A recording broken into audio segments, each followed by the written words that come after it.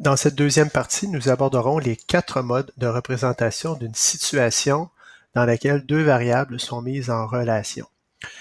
Les 4 modes sont le texte, le graphique, la table des valeurs et l'équation. Ce sont des modes qui ont été vus déjà en première et deuxième secondaire. Commençons par le texte, qui en fait se trouve être simplement un énoncé de situation avec des mots. C'est ce qu'on trouve en général dans des problèmes. Par exemple, ici, Pat et Sonia sont inscrits à un club de golf. Pat a payé 800 $ pour jouer 10 parties, alors que Sonia a payé 1150 $ pour jouer 17 parties. Alors, quel est le coût d'une partie de golf à ce club? Donc, dans le texte, on va retrouver les variables. Il faut départager l'information, aller chercher des informations utiles pour répondre à la question. Le deuxième mode de représentation, c'est le graphique. Le graphique, en fait, c'est le plan cartésien, donc 2 axes, comme ceci. Pardon, comme ceci. Alors, j'ai l'axe des X abscisses et l'axe des Y ordonnés. Et je vais avoir la droite ou la courbe qui représente la relation, ce qui me permet en général d'avoir une idée rapide du type de relation. Dans ce cas-ci, la relation est croissante parce que la droite monte lorsqu'on lit les X de gauche à droite.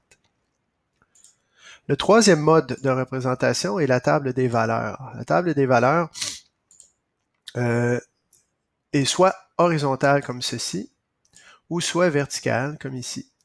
En général, si elle est à la verticale, on va mettre les X à gauche, les Y à droite. Et ici, ben, on lit ça de cette façon-ci. Si X vaut moins 2, Y vaut 32,5.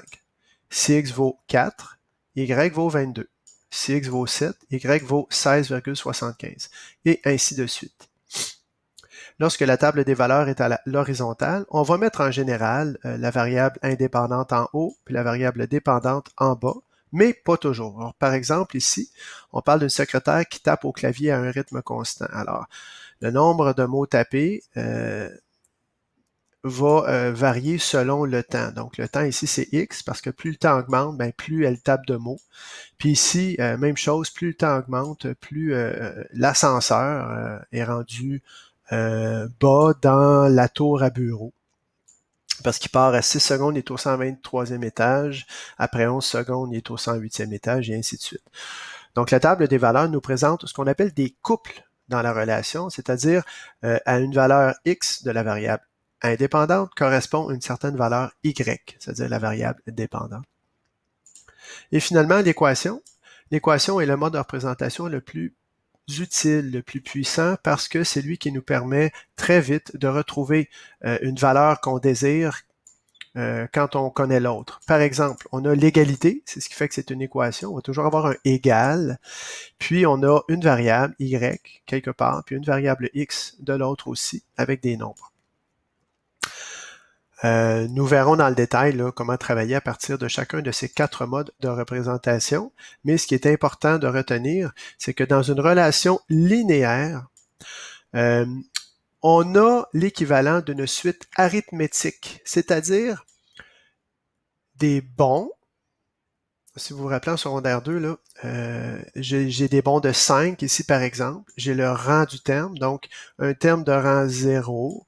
En faisant des bons de 5, je pars à plus 2. Donc des fois, on va avoir une valeur de départ, ce qui me donne le terme que je recherche. On aura l'équivalent dans une relation linéaire avec d'autres lettres, mais qui représentent les mêmes choses. Alors, tout ça sera vu plus tard lorsqu'on abordera l'équation. Ce qui est important de retenir pour les 4 modes de représentation, c'est qu'on doit être capable éventuellement de passer de l'un à l'autre. Donc, du texte, je dois être capable de dégager l'équation ou de tracer un graphique ou d'élaborer une table des valeurs. Ou encore, à partir d'une table des valeurs, je dois être capable d'en tracer le graphique de la relation et d'en trouver l'équation, et ainsi de suite. Alors, voilà ce qui clôt cette capsule.